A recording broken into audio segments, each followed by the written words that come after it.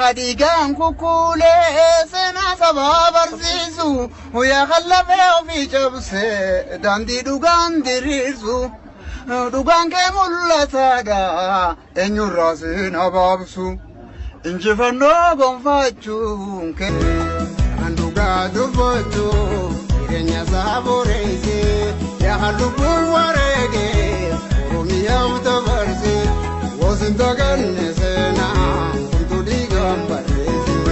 Sinirambonne sena wota digambareze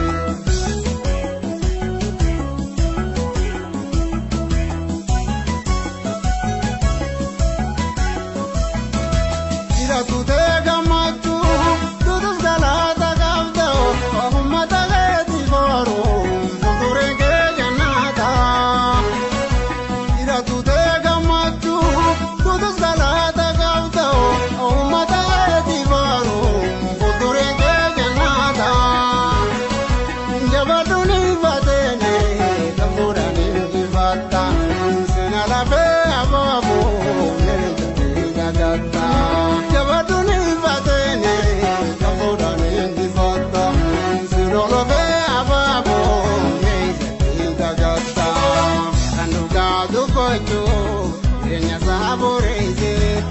Lubbuun wareegee oromiyaa dabarsee wasinta ganne seenaa kuntulii gambarreesse sinirambonne seenaa goota digambarreesse.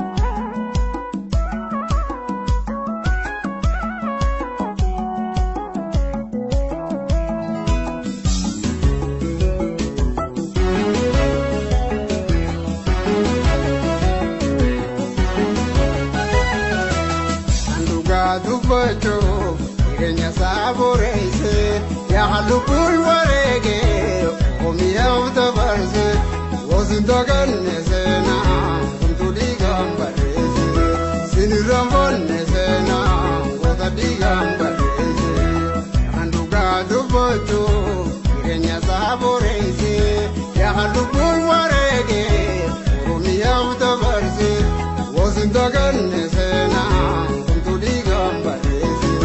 Sinirambonne seenaa goota digambarreesse.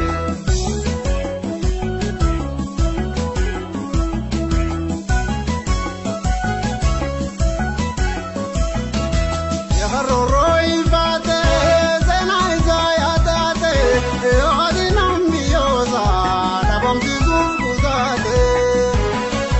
Yakaroroo